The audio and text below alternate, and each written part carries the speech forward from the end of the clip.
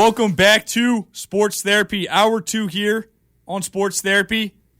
Really excited to bring in a good friend of mine. I actually interned with him last summer in Charlotte, North Carolina. Bryce Johnson from UnPackin'It Radio in Charlotte, North Carolina. Bryce, how you doing, brother? I'm doing awesome, Cole. Great to be on with you. Good to hear from you. And it's an exciting time in the sports world, so glad to be talking to the sports today as well. Of course. Now, as I said, Bryce is really the creator and founder of this thing that he calls UnPackin'It Radio. And now, Unpacking It, just to give you a brief on it, it is an incredible thing. It combines sports, of course. Bryce and I love sports. Everybody loves sports. It combines sports and faith into one combined area in one platform. And it's really cool. If you get a chance to check it out, just go to the website or follow him on Twitter. That's at Bryce Radio if you want to follow him on Twitter.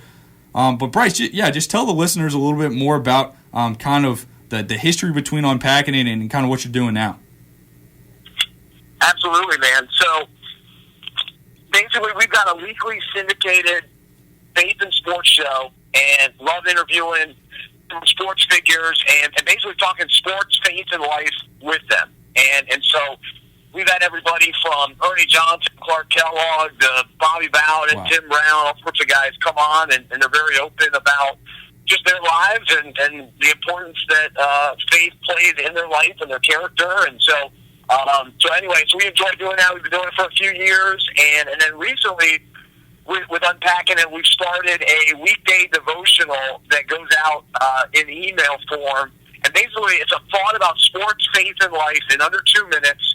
And then just a kind of an encouragement and a challenge for sports fans to basically take a look at a story going on in sports and look at how it relates to the Bible and just something that can just make you think a little bit differently about sports and about life and challenging your faith. So, man, we're having a great time at Unpacking It, and people can check out UnPackin'It.com to find out more and get plugged in and see what we're up to. Yeah, it's an awesome platform and an awesome thing to check out if you're interested in it.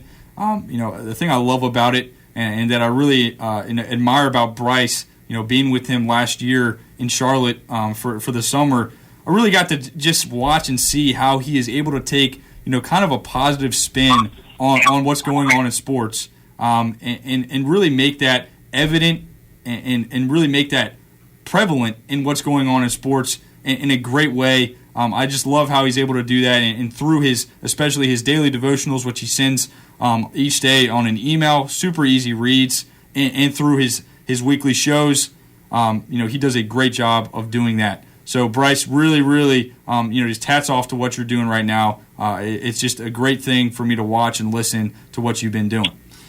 But all right, man. Yeah, I appreciate it. Yeah, of course. But now it's time to get in what's going on right now in sports, Bryce. I know you've been talking about it. You've been thinking about it. How can you not? The NBA has probably the biggest night in its recent history tonight for two reasons. We've got Golden State taking on the Memphis Grizzlies in a game that they could potentially win, their 73rd game, which is the most ever in NBA history. Of course, the 95-96 Bulls had 72. The Warriors now have made it to that point. But they have the opportunity to win that unbelievable 73rd NBA all-time history, 73 games. And we have Kobe Bryant, the Black Mamba, playing in his last game ever in NBA history, ever in the NBA tonight in his 20-year career, coming to a close against the Jazz. Bryce, what do you make of both of these, and which one are you really more excited for? So I grew up as a huge Kobe Bryant fan, and so tonight the fact that it's his last game, very bittersweet. But I look back at his career, and I'm just thankful that I was able to watch all the incredible performances and the championships. And he was just one of those guys that I was drawn to as a fan because of his competitiveness and just his willingness to bring it every night. And he was just he took Jordan's game and learned from it, and then put his own spin on it, and just had a wonderful career with the Lakers and went through different, seasons in regards to or even different eras over a 20-year career. The years with Shaq, the years with Pau Gasol, and really having to carry it himself. And then the last few years, which have been really difficult. Yeah. And I think the way he's handled things this year has been impressive too. Just embracing the fact that it was his final year and just kind of embracing other players, acknowledging him, honoring him, other fans around the league honoring him. So it's just been kind of cool to see. So the fact that all that is coming together tonight in one final send-off is pretty neat, and I'm looking forward to seeing it and soaking it in. But when it comes to the Warriors and what they've done this year, following a championship, I think is just so impressive, because a lot of times it's hard to take the regular season seriously after you've won a championship. And it's almost like, all right, let's just get to the playoffs. Yeah. And I know in some ways they're ready to get to the playoffs and they want to win another championship, but they are focused in on getting this record. They want it. I think they're going to get it tonight, and they deserve it because they're a great team. Steph Curry leads the West. He's their best player. But this is a great team from top to bottom. Look at their coaching staff. We saw what Luke Walton did when he came in and took over as head coach while Steve Kerr was out. Yeah. And so everybody contributes, and this is a big deal. I rooted for the Chicago Bulls back then when Jordan was there, and their season was unbelievable. And to think that the Warriors all these years later have been able to get to this point, I'm blown away. I'm pulling for them. I feel like most people are pulling for them, which is crazy too, just because so many of us rooted for the Bulls back then. But to even see the record broken, it's pretty sweet. I mean, I think you hit it right on the head. You hit the nail on the head with that one, Bryce. To see a team go from winning the NBA championship last year with the NBA MVP of the year in Steph Curry to coming back, winning 24 straight games to start off the NBA season without their head coach, as you just said, and to make it this far, it's just unbelievable to see what they've done. Now, Bryce, I got a quick question for you in relation to Kobe Bryant. Some people might not know this, but he was originally not drafted by the LA Lakers, who he's actually played his whole career for. He was drafted by your Charlotte Hornets, 13th overall. Imagine what would have happened if Kobe was playing for the Hornets his whole career. I mean, just imagine that, Bryce. Man, so it's one of those things that Kobe's a great player, and no matter where he went, he would have been a great player. Would he have won as many championships as he did in L.A.? Probably not. My answer would be probably not. The Lakers are such a great organization, and the way that they were able to get Shaq, the way they were able to pull off a trade to get Pau Gasol, and all the different pieces that they had over the years and the role players that were so important, that's a destination place. It's a franchise built for a championship. They've done it in different decades. And so that was what Kobe was after. He wanted to be in that type of environment, be in the spotlight. So even if he ended up being drafted by Charlotte, he wouldn't have lasted long. As just kind of what we know now, he would have left in free agency and all that sort of thing. Oh, yeah. So instead of him ripping out our hearts as a Hornets fan, I just rooted for him as a Laker, and it would have been cool to see him in the purple and teal, but the purple and gold purple and gold is what made his career, and it fit him, and it made sense. And the reason the Hornets even drafted him to begin with was to trade him. They had a trade in place for Vlade Divac, and where they were at as a franchise then too, they were looking for a veteran center. They already had some pieces, and so it all made sense. But it is funny to play the what if game, oh, yeah. and who knows what happens in sports if one decision goes a different way. But I think it was the right decision for Kobe and for LA, and who knows for Charlotte. They've had quite the trouble since then. Oh, I know. But anyway, it worked out. Definitely, and they've had a pretty good season so far this year. Definitely a big rebound from the past few years. especially having Kimball Walker come on, Jeremy Lin play well. So, things are looking up for the Hornets. But still, it is, as you said, it's a crazy thing to think, what if, the Black Mamba, one of the best players to ever play the game of basketball, was a Charlotte Hornet. Now, the thing about the other big story with the Golden State Warriors trying to go for that 73rd win is they're playing a Memphis Grizzlies team that they almost lost to Friday night, Bryce. I don't know if you got a chance to watch that, but really it came down to the line, the last minute of that game. They were down 10 points in the fourth quarter, had to make a comeback. Draymond Green had a questionable tip-in with a minute left to put them on top. Tonight's game is not a shoo-in for the Warriors by any means. Now, the Grizzlies also have, I want to bring this up to you, Bryce, they are also about to make NBA history. And I'll tell you what, it is not for their record, okay? They only have 42 wins, and they got 39 losses. It's not going to be to break the all-time record in wins. What they are about to break is the fact that no team in league history has ever reached the postseason having used more than 23 players throughout the course of the season. Memphis will be the first ever doing that, having already used 28 players due to an injury-riddled season. Bryce, what do you make of this? I mean, it's not a shoe-in game by any means, but still a great season for the Grizzlies so far. What do you make of this game? Yeah, well, it's been real impressive for them. They're even in the playoff picture, considering all the injuries and the guys in and out of the lineup. But what they have is a scrappy team. They've got guys that are veterans, that have a little bit of a chip on their shoulder, guys like Matt Barnes, guys like Lance Stevenson, Vince Carter, and so they want to do what they can to knock off the Warriors. But I think they gave all they had on Saturday night, and they still fell short.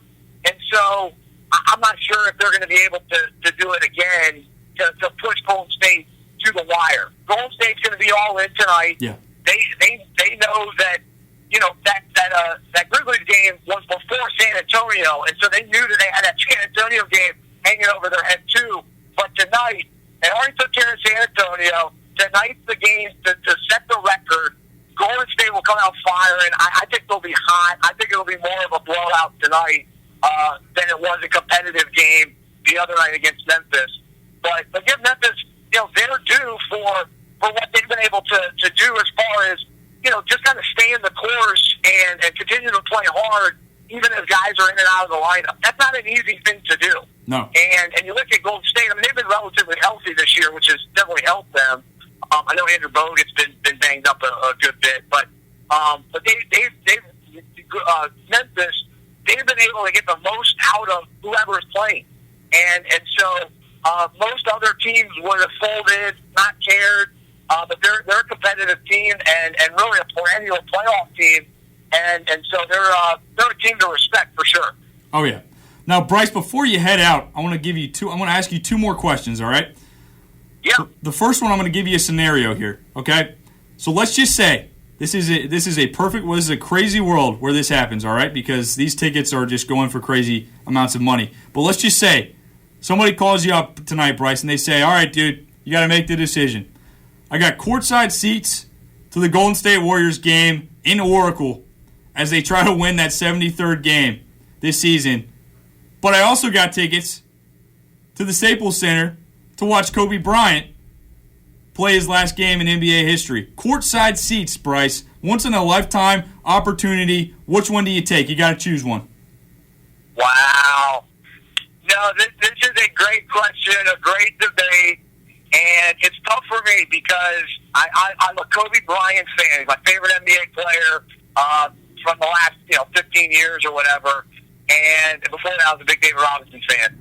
But been a Kobe fan, and so to see him in his last game would be incredible. To give him a standing ovation, it would be great. On the other side of it, Steph Curry, he's from Charlotte. I'm from Charlotte.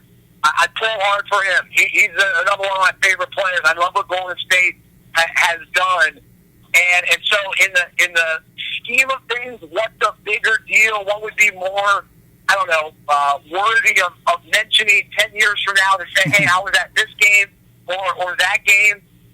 Oh, it's tough. I know. It's really a flip of a coin. I'm gonna lean toward Kobe Bryant. I want to be at his final game because the 73 wins, it's not about one game. It's about 73 games. So true.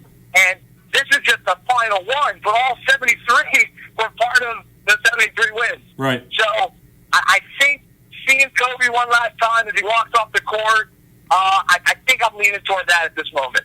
Yeah, and another great point was brought up by one of my buddies earlier today. You know, what if Golden State ends up losing this game and they still tie for the best record in the NBA, but you had that opportunity to see Kobe play where regardless of, I mean, the Lakers probably won't even win at this point. I mean, they're terrible, 65 loss team this year. But regardless of the outcome of the game, it's still going to be a great environment as Kobe plays his last game. So I kind of tend to agree with you with that a little bit. Last question before you head out here, Bryce. Your favorite Kobe Bryant moment and why? Wow. So this will sound funny, but what I loved watching Kobe when he was going up against the Phoenix Suns, it was really like 2 or 3 years in a row, and he was on not a very good Lakers team. This was the Smush Parker, Luke Walton, Andrew Bynum, Lamar Odom teams. I think maybe Devin George was on that team. So this wasn't the championship team, but this was the era where Kobe just put the team on his back and carried guys like Smush Parker and Odom and Bynum, and it was just fun to see what he was going to do. Like, could he drop 50? Could he drop 40? Was he going to hit a game-winning shot? Those were the moments that were really fun as a fan. And I know it sounds funny. Probably the most Kobe fans wouldn't think about that. But those were the moments. I think back against those great Phoenix Suns teams that had Nash and Marion and Amari Stoudemire. Yeah. And Kobe was going up against them, giving everything he had to try to get the win. And so it was I don't know, it was special for me. Yeah, man, that's great. But as I said before in the show, this is a must-watch night in the NBA, a must-watch night in television. Even if you're not an NBA fan, you got to turn on the TV and watch. You have the opportunity really to watch both as the Lakers are playing later in the night. But you got to check this out. Bryce, it's been an honor to have you back on here, man. Just such a great moment for me as a guy that interned with you last year to have you on here talking with me, talking sports. It's been a blast. But go out and check Bryce out on Twitter at Bryce Radio, and also go out and check out what he's doing with Unpacking It Radio at UnPackin'It.com. Bryce, thanks for coming on the show, and I hope you have a great rest of this week. Cole, no, it was great talking with you, man. You're doing a wonderful job. You're a stud. Keep up the great work, and keep growing the audience, and man, keep having fun talking sports and life. Thanks, man. Have a good one, brother. All right, man. We'll talk to you soon. So once again, that was Bryce Johnson, a good friend of mine, a guy that I interned with last summer in Charlotte. He's the head of Unpacking It Radio. You got to check it out. Faith in sports in the same place. Awesome stuff from Bryce.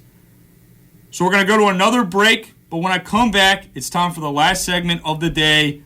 Oh yeah, it's Feel Good Story of the Day time. Got a great one for you. Don't want to go anywhere. Come back and listen here on Sports Therapy.